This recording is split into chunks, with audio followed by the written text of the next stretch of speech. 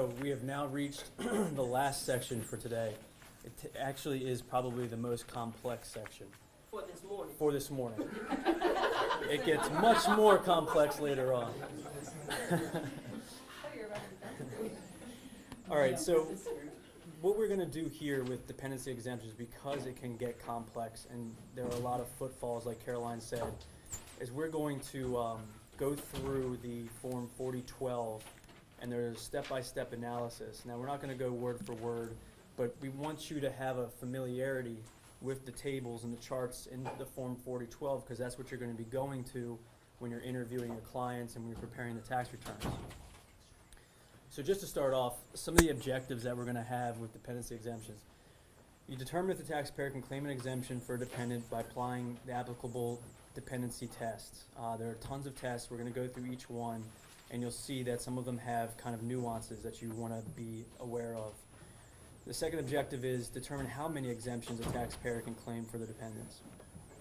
All right, so let's get started. Dependency exemptions. Who's a dependent? There are two terms of art, qualifying child and qualifying relative. Now, Caroline and Shamika were saying earlier that sometimes you'll have taxpayers that come in and say, I have a child, I pay money to support that child, they're my qualifying child. Well, you have to understand that qualifying child and qualifying relative is a term of art, it's a legal term, and you have to go through a lot of tests to determine whether or not the child is actually a qualifying child for dependency exemptions. So, to start off, if you want to turn to Table 1 in your Form 4012 spiral-bound book, it is on tab C5. You should always begin with this table when you have a client with you and you're trying to figure out whether they have a qualifying child or a qualifying relative. The way that the table works is that you start off looking to see if the person that they're trying to claim is a qualifying child. If they don't qualify as a qualifying child, they may qualify as a qualifying relative. So as you go through the table, it'll guide you to the different steps, and then if you cannot claim the qualifying child, it'll direct you to another table, Table 2, that will deal with qualifying relatives. Also, there's another table you should be aware of, Table 3. Depending upon your taxpayer's answers to your probing questions and asking them what dependents they have, you may be prompted to go to Table 3, which deals with children of divorced or separated parents. We're going to actually deal with that at the end because it will come into play while we're going through everything, but at the end is where we're going to actually dive into it in depth. So very quickly, a taxpayer's spouse cannot be claimed as a dependent, but can be claimed as a personal exemption. Caroline talked about that earlier, but just as a reminder. So what are the tests? If you look at Table 1, you'll notice there are 3 tests at the beginning, or 3 questions that you ask at the beginning. These are global for both a qualifying child and a qualifying relative. There's the dependent taxpayer test, the joint return test, and the citizen or resident test. Now, some of this has already been touched upon by Caroline, but the dependent taxpayer test is whether someone else can claim you or your spouse as a dependent. The joint return test is when a married taxpayer filing jointly cannot be claimed as dependent unless joint return is only filed for a refund and there would be no tax due on the married filing separate returns. Caroline went through this a little bit, but basically it's sort of self-explanatory. If you have a dependent that files a joint return, unless they're filing that return only to claim a refund, we talked about that earlier, you can file a return even if you don't need to, just to claim a refund, and there would be no tax due on the return, then they would qualify for the joint return test. The citizen or resident test is you look at the dependent and decide whether or not the dependent is a U.S. citizen, U.S. resident alien, U.S. national, resident of Canada or Mexico. Those are pretty straightforward. They're not that difficult. And if you go through Table 1, you can go step by step through those tests, and you can take care of that pretty quickly. The next tests are where it gets a little bit tricky. The relationship test. The relationship test. The next step, you go through the test for a qualifying child. If this test is not met, you move on to qualifying relative. These are the different types of relationships that would qualify for the relationship test. When you're looking through them, you can see taxpayer's son, daughter, stepchild, taxpayer's brother, sister, half-brother. If they fall into those categories and they pass the relationship test. One of the nuances here that you should be looking out for is if you have a dependent who is an adopted child. You should note that an adopted child is treated the same as a natural child. So you may have a taxpayer who comes in and they say, I have a son, but he's an adopted son. Well, you can be safe to say that that is treated just like a natural child. So that's one nuance that you might run into. If the dependent or the child or son, daughter, whatnot, qualifies for the relationship test, you then move on to the age test. And Shamika was talking about this a little bit when Caroline was speaking about personal exemptions and filing status. The age test, under age 19 at the end of the year and younger than the taxpayer or spouse if they're filing jointly. Or under age 24 at the end of the year, a full-time student and younger than the taxpayer spouse if filing jointly. Here's a nuance. As you can see, you can go all the way up to age 24 if the person is a full-time student. If they are taking classes just online or through a correspondence course or something like that, they are not considered a full-time student. So if they're taking classes on the University of Phoenix online or something like that, they're not considered a full-time student. So they are cut off at age 19. Even if they're doing like the qualifying amount of semester hours? Mm-hmm. Yep. It's it's rough. So again, also, if you can be any age if if the person is permanently and totally disabled at any time during the year. So those are somewhat straightforward. There's a little bit of a footfall, but you can get through that test pretty quickly. So if they qualify under the age test, you then move on to the next test, which is the residency test.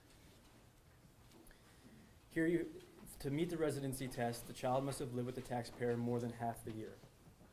These are where the exceptions come in that we were talking about earlier with respect to temporary absences. The temporary absences are due to illness, education, business, vacation, or military service. We've already had a few questions, hypotheticals, about temporary absences, and this is usually where we get bombarded by hypotheticals. Let me give you one example right now, and if you have additional ones, you can raise them, but if we get to too many, we might want to just answer them after the lesson. But one example, if your daughter is living with you from, say, January until May 1st, and she is deployed overseas for the remainder of the year, she will not be disqualified under the residency test, which means she will still qualify under the residency test as a temporary absence due to military service. So even though she was not with you for the entire year or for more than half the year, she will still qualify as a qualifying child, so far for this part of the test. There are a few more exceptions. Child of divorced or separated parents, we'll get to that again at the end. Parents who live apart. A child who was born and died during the year. This sometimes comes up.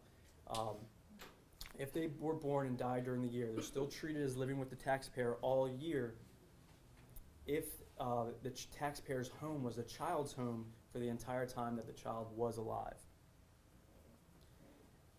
One other nuance here, the child may not have a Social Security number. It's not required, but the return cannot be e-filed. So if you have that situation, you're not going to be able to e-file the return. So just make a note of that.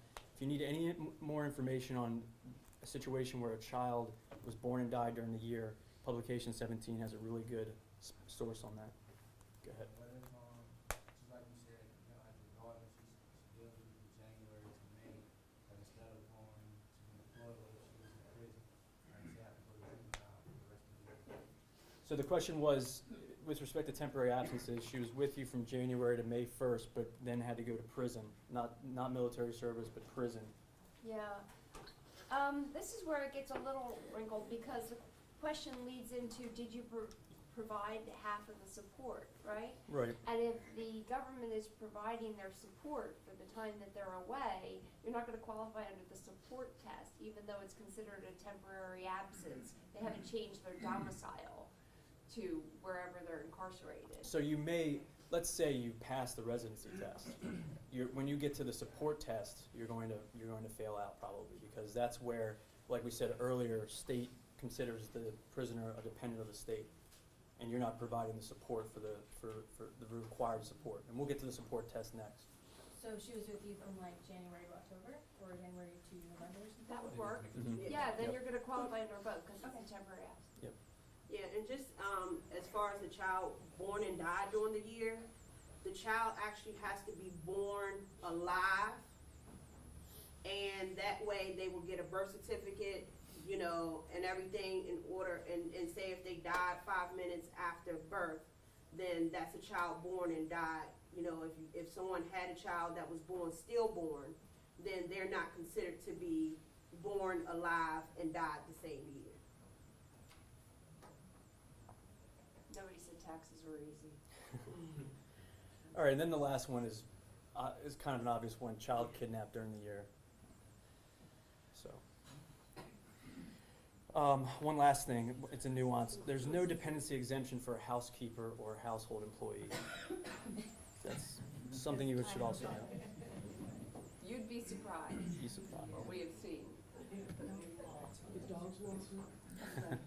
Pets don't count. You may be spending a lot of money on that pet, maybe even more than your children, but it doesn't qualify.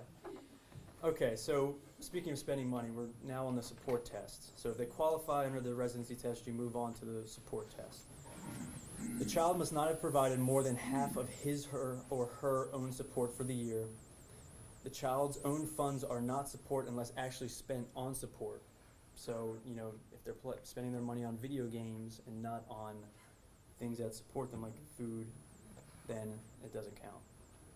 If your child receives Social Security benefits and uses them for their own support, those benefits are considered to be provided by the child.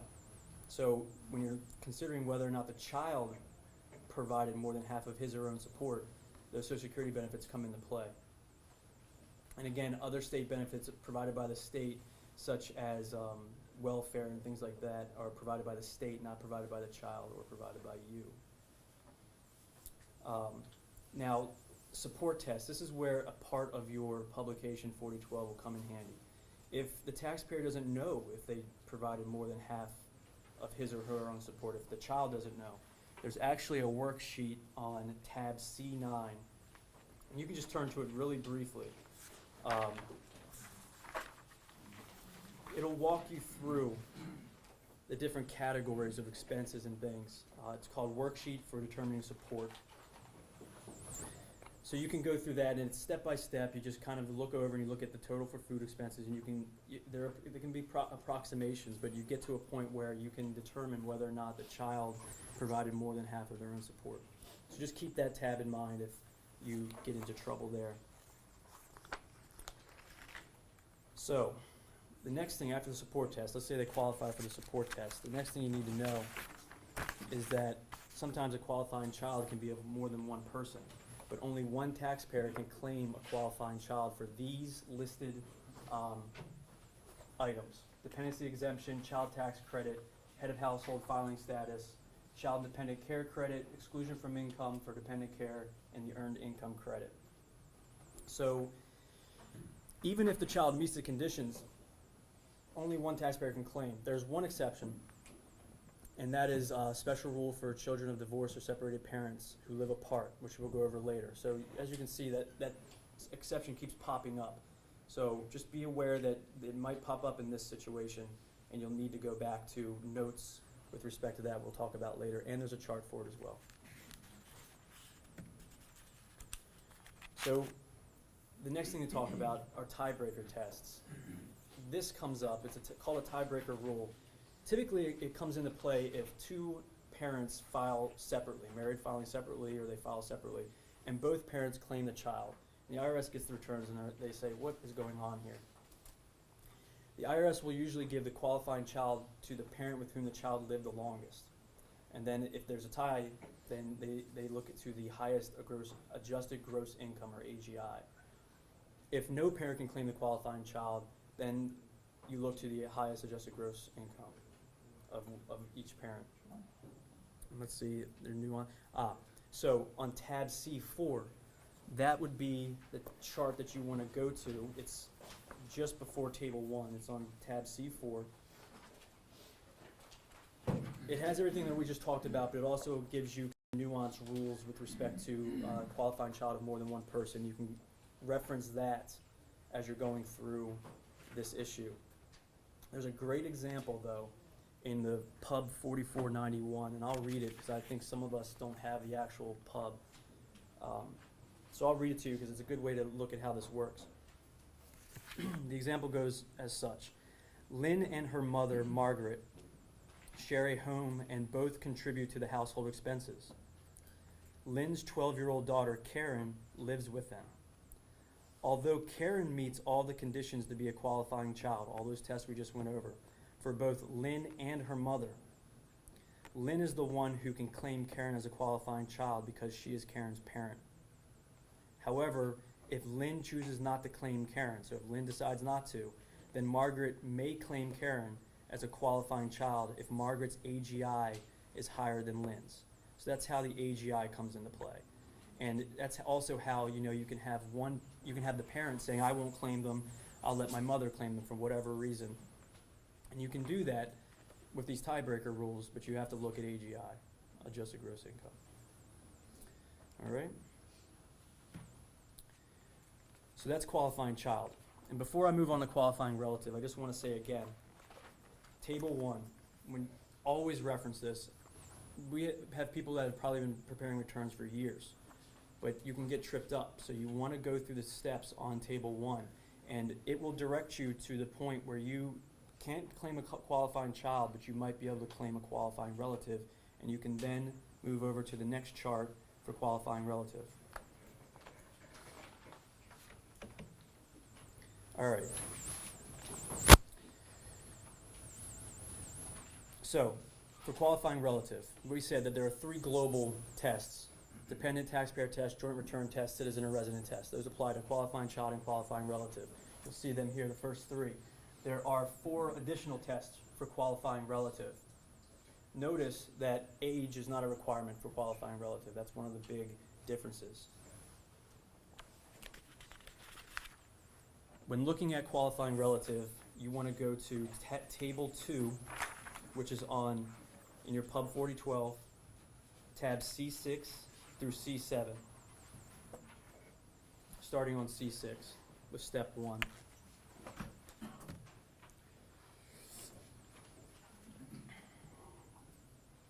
So the first test, or I guess you could say the 4th test for qualifying relative, is a so-called not a qualifying child test. It's somewhat self-explanatory. You're not considered a taxpayer's qualifying relative if the child is the taxpayer's qualifying child or is the qualifying child of another taxpayer. This is why it's so important to go through that step-by-step qualifying child analysis before coming here, because you won't pass this test, or if you come here straight to the qualifying relative test, you won't know if they're a qualifying child or not. So there are examples that are helpful for this as well. I'm going to read those 2 for you out of the publication 4491. They are on page 44 if you want to follow along, but they're very helpful. I think that they're important. I'm only going to read a couple of them though. All right, so the first one, Todd. Todd has lived with his girlfriend, Eva, and her 2 children all year in his home. Eva is not required to file and does not file a tax return this year. Eva and her 2 children passed the not a qualifying child test to be Todd's qualifying relatives. Todd can claim them as dependents if he meets all the other tests. There's a little note about Eva and Todd's relationship not violating local laws. I don't think we need to worry about that here. Second example. All the facts are the same as in the previous example, except that Eva's gross income is $25,000 and she is required to file a return. We talked about who is required to file a return earlier. Since Eva has a filing requirement and her children meet the test to be Eva's qualifying children, Todd cannot claim the children as qualifying relatives. So see how you have to determine whether or not the child is a qualifying child before you can move on here. Am I missing anything? Let's see.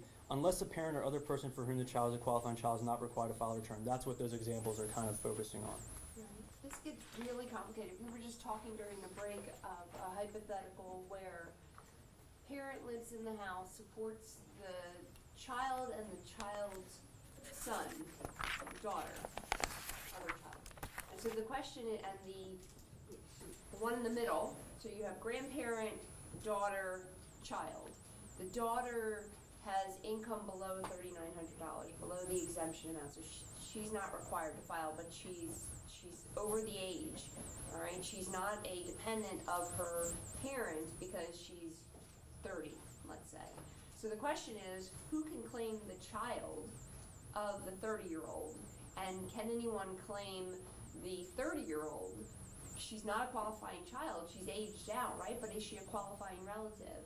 And is the child, the grandchild, is that a qualifying child or a qualifying relative? It gets very confusing. I don't know. Anybody want to raise their hand and take a crack at it? The grandchild is a qualifying child of the grandmother. Right. And why is that? Why? It's a test. If It's anybody a knows. lineage test, Meets the age test, age and lineage, because it's. lineage, Yeah. right? And they reside in the same household, and the child doesn't provide more than half of its own support, right? What about the 30-year-old? 30-year-old's a part-time student and doesn't work, but lives in the household. Qualifying relative, right? Because she doesn't qualify as a qualifying child, and she doesn't provide more than half her support, and the grandmother provides more than half the support of the qualifying relative. So the support test is a little bit reversed. Qualified relative. So, but that's a very, very common fact pattern that you guys might run into.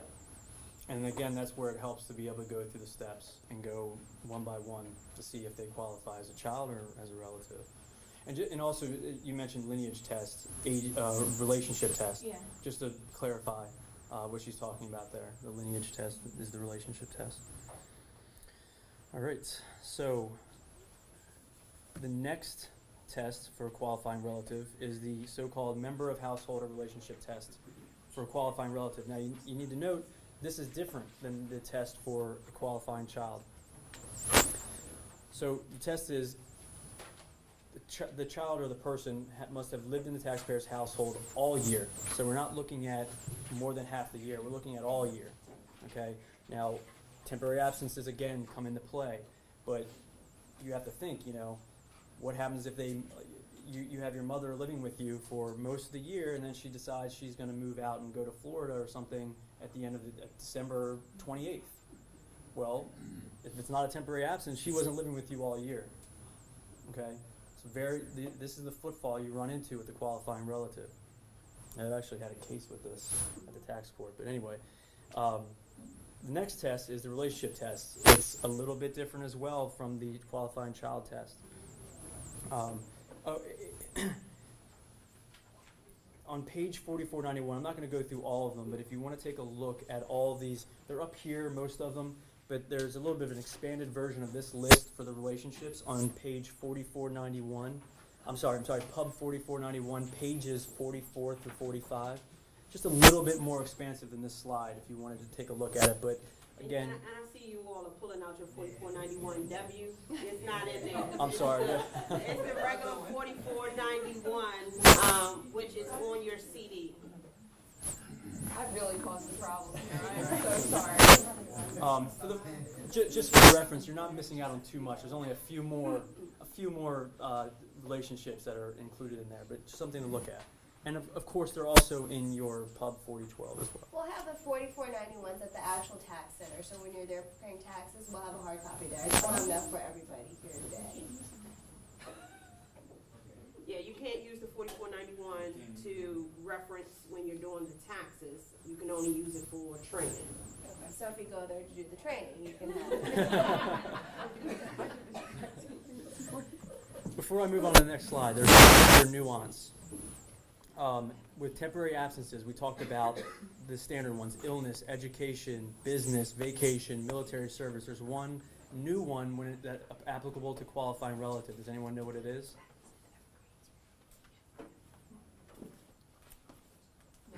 No one? Yes. Placed in a nursing home is another temporary absence. Yes. Is So. that a full nursing home, a full skilled nursing home, or assisted living nursing home? Does it matter? As long as it's temporary. Yeah, as long as it's temporary, I don't think it matters. Then that wouldn't be temporary. Well, which one? They would have to be in a assisted living residency, nursing home to be a temporary. They're in a full skilled nursing home that they are attached to a machine. that Like would something be like temporary. hospice or, Like, well, no, hospice comes to your house, but if you're in a nursing home, what they call a full-scale nursing home, that means they're on a breathing apparatus, or they have COPD, they have something attached to their body. If they're in assisted living, they're either going there for, rehab. If it's rehab, yes, I can see that as being a temporary situation. And I was gonna speak to that because it depends on where you are. Rehab is often done in a nursing home. And you might think of it as a different Right, they have title, separate but it's called a sections. nursing home, they're in the nursing home, they're doing post-operative rehab. Learning to walk with that new knee or Right. hip or whatever it is they got. Is like drug or alcohol rehab considered a temporary absence? That's a really good question. that's a very good question. I would say yes, cause you're not changing your mailing address. Yeah. Right, it's a temporary absence, yeah. And if you guys run into these types of issues, this is the kind of stuff we love to dig into, the nuances and the minutia. You can reach out to Shamika, who can reach out to us, or you guys can reach out to us directly, we're always happy to toss these around. I think sometimes, when it comes to nursing home, the IRS may say nursing home, but if you're in the field, or if you have specialized knowledge, which is clear, you know, you're gonna look at it much more, deeply than perhaps the IRS intended. Okay, so I think what this contemplates is you've had an accident, you go for rehab for 4 months, and then you come home. That's gonna be considered a temporary absence. Yeah, I think that the emphasis is not so much on what is happening at the facility. I think it's on whether it's temporary, you know? So in a lot of times, this, like your question with the drug rehab, a lot of times it's a facts and circumstances issue where you have to look to see whether or not that person is really temporarily absent or gone, not coming back. It could happen even with students, you know, if you're going away for college, usually that's a temporary absence for education, but if that person is going away to college to China and supporting themselves and living there and getting married there and never coming back home, probably not a temporary absence for education. So it comes down to more of a facts and circumstances. So that would apply to Analysis. mental health as well, if somebody have to go to Shepherd Pratt for a couple weeks Sure. because they had a psychotic breakdown. Mhm. Yeah. Mhm. Ooh, that's another question. What if they're like full-time mental institution? There may be, it may be an issue of support. I mean, like, who's providing the support? Is it state? Is it, Mhm. are you paying for that? You know, for the room and board, and is it temporary? I mean, the Naval Academy is another one. How do they deal, I mean, the Naval Academy, you're paid to attend the Naval Academy. You live there and you barely come home, you're not allowed to have sleepovers during the first year, cause I'm a sponsor, I know this. That's not temporary No. absence. Well, I know for military, if they go for drug and alcohol abuse rehab, you know, the military, they're taking care of it, same with dependents. Yeah. Whether they're going to a mental hospital, that's all taken care of by the military, so that would be temporary. Yeah, Yeah, and one thing, don't get caught up on just one individual test. It's other tests that plays a factor into whether or not you can claim that person as a dependent. Right, just like the prisoner question earlier, when we had a qualifying child, we were on the member of the household or whatnot test for qualifying child, and it came to the fact that we moved on to the support test, and they would have been disqualified there. So you don't have to get hung up on one. If they're going to be disqualified under the next one, then it doesn't matter. You know, you can move around the test. yeah, skip and go back. Skip and Like go back. multiple choice. But of course, you want to still follow that step-by-step analysis. You don't want to get too far afield because then you may skip a step and then be in a lot of trouble. Okay. So let's see here. A few other little quirks about the member of household relationship test. An unrelated person who lived with the taxpayer for the entire year can also meet the test. So don't just, when we say qualifying relative, don't just focus on people that you normally think of as a relative. An unrelated person can actually qualify. A nuance, cousins can only meet the relationship test if they live with the taxpayer for the entire year. That's kind of self-explanatory, but odd. Again, temporary absences include place, talked about that, and then the relationship cannot violate local laws. I don't even want to touch that one, to tell you the truth. I'll tell you, we had this case. We tried a case in the US tax court where we were arguing for a qualifying relative dependency for the fiance of the parent. And we were using a unique take the village kind of argument. But the IRS, in challenging our argument regarding the relationship and the exemptions involved in the case, stood up and said, in Maryland, it is illegal to cohabitate when you're not married.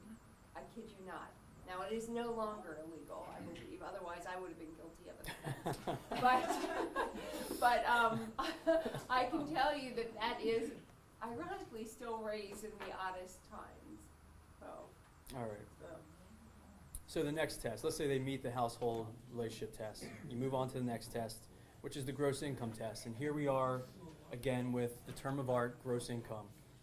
Like I said earlier, it's a very expansive concept. It includes income from a lot of different sources, not just your wages, not just business income, a lot of different sources. Another note, this test does not apply to qualifying children, only qualifying relatives. So this is another unique test to qualifying relatives.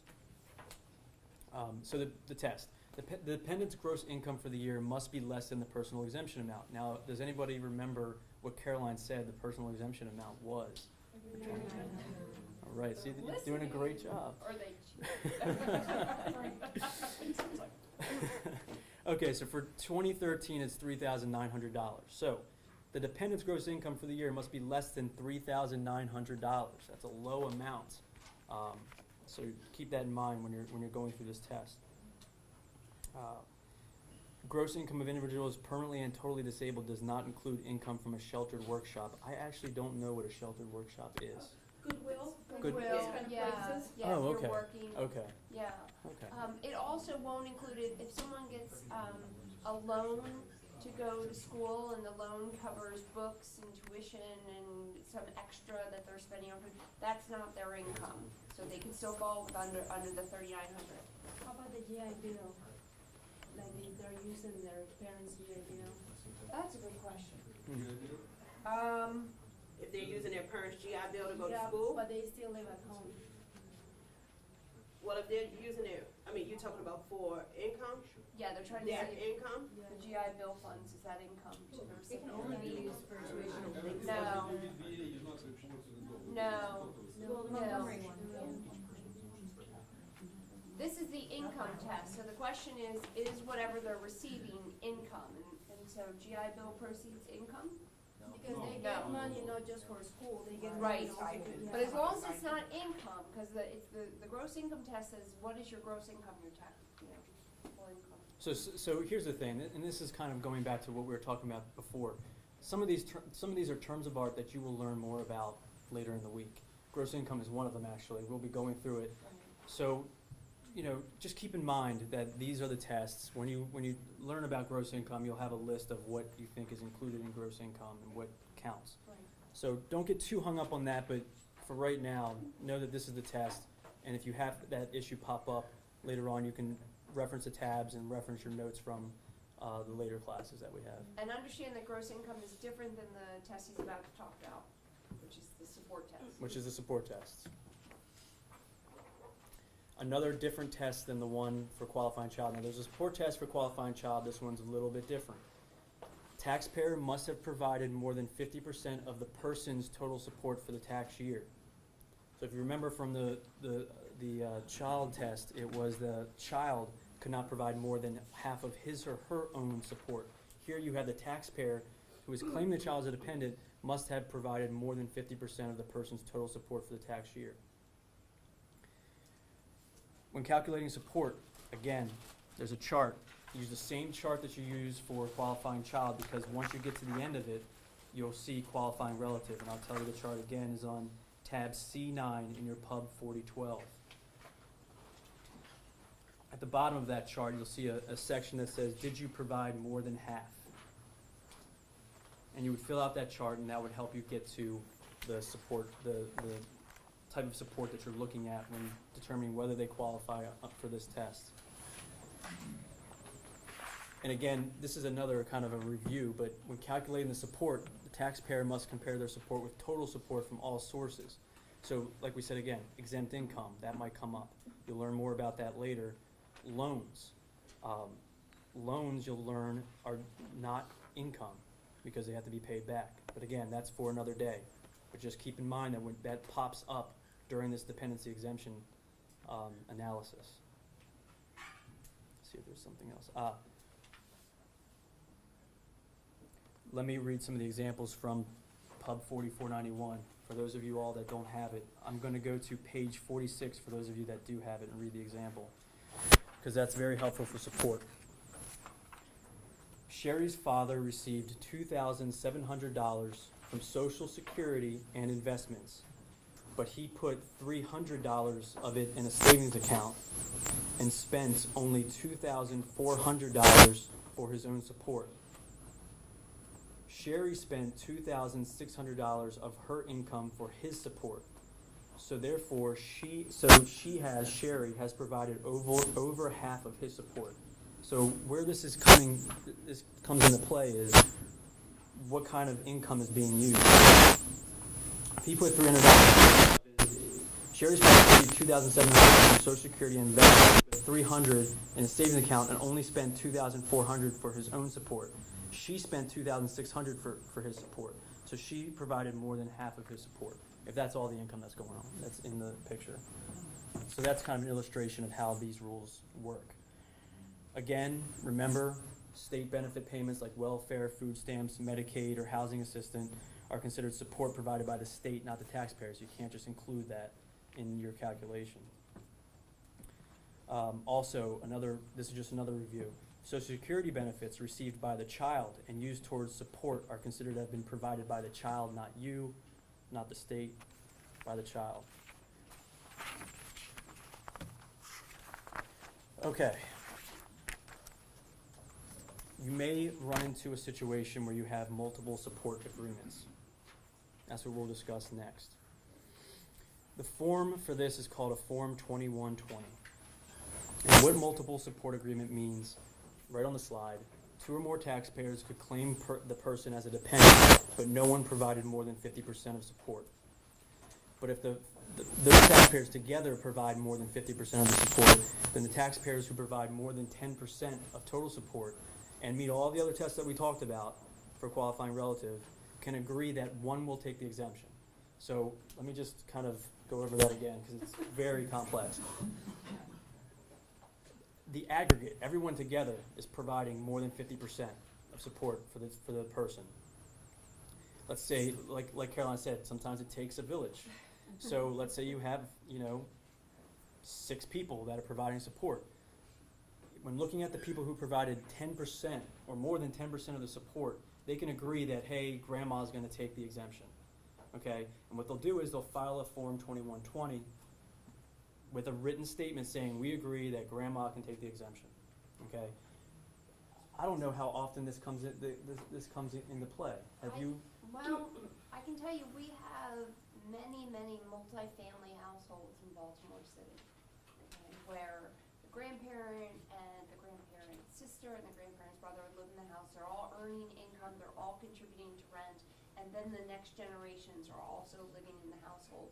And the children are not claiming the grandchildren because they don't have sufficient income. And then the question becomes, who gets the grandchildren? So this could come up. Now, I don't often see clients come in very prepared with multiple support agreements. But if you have a group of people sitting there and they're going through this fact pattern and it triggers, if nothing else, this helps you spot the issue. You might hear a fact pattern and say, that sounds like a multiple support agreement. Have you considered this form? And they say, well, we all agree we're going to give it to the grandmother. Okay, well then here's the form. We're going to suspend your return. Go fill it out, get the signatures, and then we can file your return with that exemption. It's more of an issue spotting slide than you'll see these forms come in nice and neat and signed. Does that make sense? Mm-hmm. Okay, so this kind of piggybacks off of what Caroline just said as well. The taxpayers must decide among themselves who will take these exemptions. The volunteer tax preparers do not decide. So that's something you keep in mind. You can tell them, hey, there's this Form 2120, there's a multiple support agreement. But you can't, start asking them, well, who provided this amount of support? I think you should take it. No, I think she should take it. Let them decide. Hands off. Stay out of it. And I think it would be better off like that. Okay, so again, how do we determine support? This is one of the reasons why it's very important for them to decide, because you go through that support worksheet that we talked about earlier for qualifying child, qualifying relative, to decide who's providing all the support. You're not going to have all of the other 5 people with you to go through that and figure out who's going to pay expenses and who has been paying expenses in 2013. So again, let them decide, stay out of it. Again, use the worksheet for the normal support test, not the multiple agreement, but use the worksheet to decide who, if the support test is satisfied. Okay. Now we're at the slide that we've all been waiting for.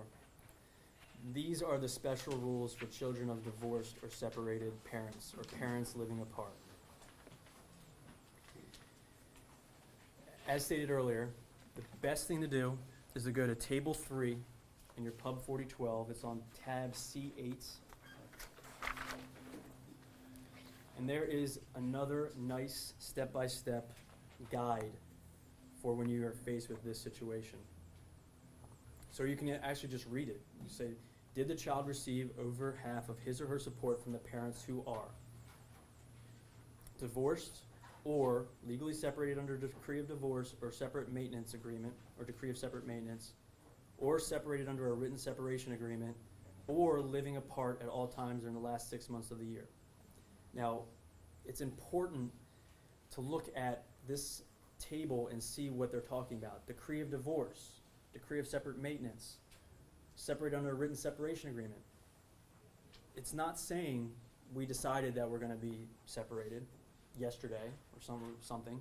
It's actually requiring you're either legally divorced, legally separated under a decree of divorce, separate maintenance, under a written separation agreement. So these taxpayers should be bringing these things in. You should be able to see these things. Ask them the questions, but it's best to have the actual document.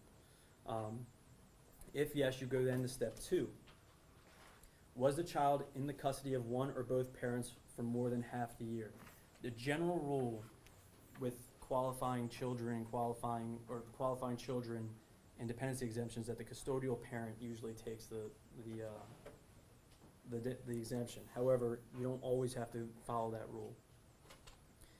If the child was in the custody of one or both parents for more than half the year, you say yes. You move on to, did the custodial parents provide the taxpayer a signed written declaration, a Form 8332, which is a signed written declaration, a copy of it, or a similar document. Now, this is the thing.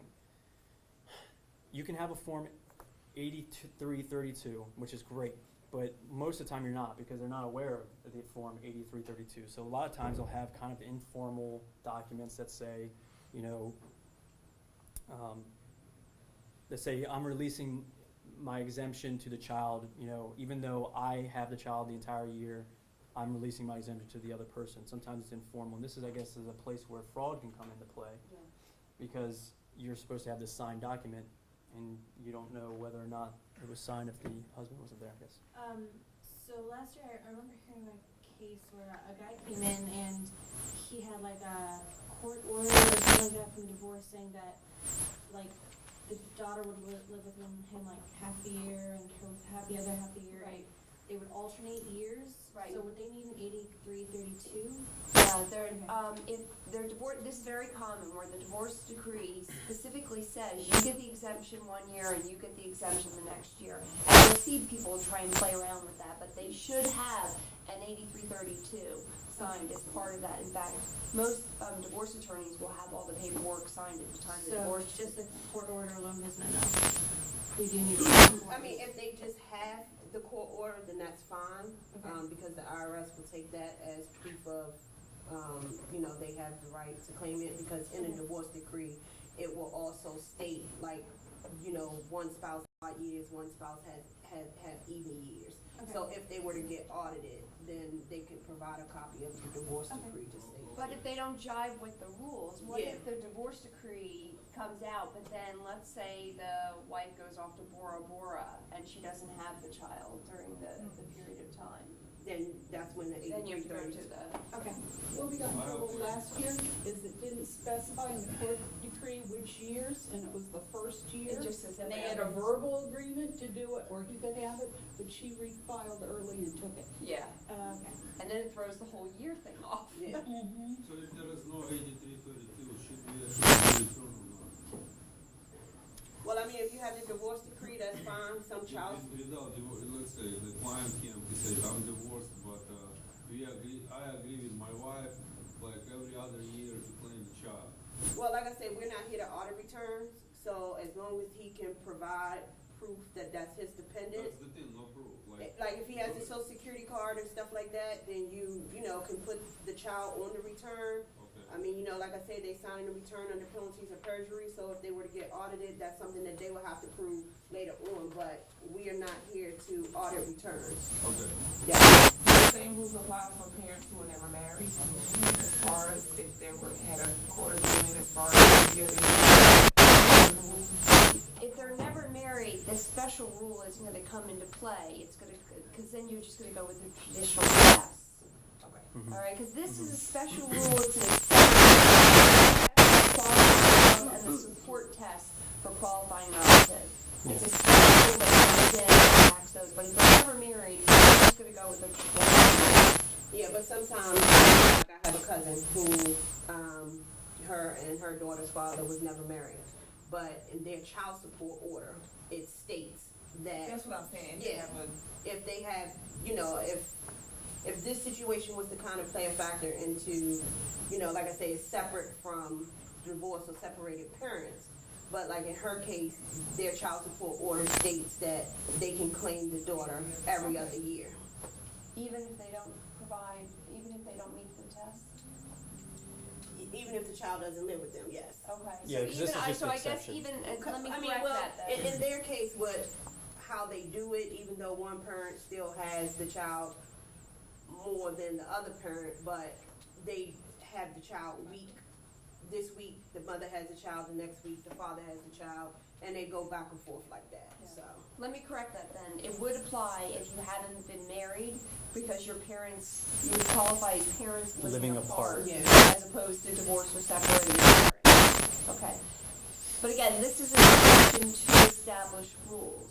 So if you're going through the traditional rules, you should only get to this rule if they fail the residency test for qualifying child or the support test for the qualifying relative. Then you go to this rule to see how it's applied. Yeah, so if you remember when we were going through the different tests, we got to the residency test and we said, hey, there's an exception, we're gonna talk about it later, here it is. And the same thing with the qualifying relative when it comes to support test. Here's an exception, we'll talk about it later, here it is. Just for some people that are new, the reason why they alternate years, by the way, is because they can't just split it. You can't just say, hey, I'll take half the dependency exemption, you take the other half, and we'll just go that way. Right. You have to actually alternate years because you can't split it, just to explain that. You're gonna get into counting days and then. Yes, that's the next slide. But just before I move on to the next slide, oh no, I'll just move on to the next slide. I think we've covered everything else. Oh, I'm sorry. No, it's not on That's the right. next slide. That's okay. It's just in the notes. It's in the notes. Okay, so there are different things, and there are additional things to note when it comes to this exception. Custodial parent is a parent with whom the child lived for the greater number of nights during the year. If separation occurred mid-year, which a lot of times it does, you count the nights after the separation. It's a little bit intuitive. A child is treated as living with the parent for a night if the child sleeps, 1, at the parent's home, regardless of whether or not the parent is present, or in the company of the parent when the child does not sleep at the parent's house. And that number 2 is, if they're on vacation at a hotel. They don't have to necessarily be at the parent's home. Tiebreaker rule. Again, if it's a tie, you look to the higher adjusted gross income, which is a term of art. You'll see it on the tax return. You just look at the AGI, look at who has higher. If the child is emancipated, then these special rules don't apply. That might come up. It's probably You have a rare. celebrity walk into a VITA site and they just sued in Hollywood to be emancipated. I've never had that come I up. never had that come out. Just, Right. it's another issue spotting Right. thing. Okay, and one of the last things, parents can revoke their Form 8332, but they have to provide written notice in the calendar year prior to the tax year in which the revocation occurs. So they should have already received a written notice by the time they come to you of revocation of that 8332, which is that form that releases the exemption that we talked about earlier. So you can ask the taxpayer if they have that written notice. So it's another way to kind of look out for fraud, because they can't say, well, I haven't received it yet. Well, you should have received it a year ago. Okay. With respect to the 8332, remember, it can be that form or a similar statement. So if they walk in and they've got what appears to be a legitimate statement saying, I'm releasing my exemption on the custodial parent, then that's sufficient. Mhm. Are they keeping these documents in the file? I believe so, we did last Yeah, week. that's smart, yeah. Keep copies. So anything you can keep in the VITA file, I would do so. I mean, I don't think you need to keep a stack of car gas receipts. They're not looking for that. But any kind of like declarations, statements, signed statements regarding, deductions, if you can keep it in the file, try and keep it in. Am I right in thinking that, returns with 8332 needs to be paper filed? No. It can be e-filed? Mhm. Oh, okay. I think The you're gonna, the 8332 was just proof if they were to get audited. Okay. Yeah, it's one of those records you want to keep to the end of time. It Once doesn't, you submit it. No, you don't have to submit Yeah. the 8332 with the return. yeah, it doesn't get attached to the return. Any other questions? Okay, I mean, that's pretty much it. Let me just go through here. We talked about the different publications for dependency exemptions. You can use the 4012 during your preparation, cannot use the 4491, can use the Pub 17 and the 501, which are all available on irs.gov. You can just search the keyword Pub 17 or Pub 501. Summing up for all exemptions, like we said, the question of whether a taxpayer is entitled to dependency exemption is often complex. You should always be, even if you prepared a lot of these returns, you should always be referencing the tables inside your Pub. Particularly, you try to read through them today because we want you to become familiar with them, and eventually you'll become so familiar with them that you feel like you don't even need them anymore. But again, we would recommend that you use the tables because you may skip a step if you don't go through each one. And I believe that is it. Let's, Do you want to do some examples? yeah, let's do some examples, because this stuff gets really complicated. We've got a few minutes left, so let's run through some of the examples. We'll do them from the 4491, which I know most of you don't have, so these will be surprises.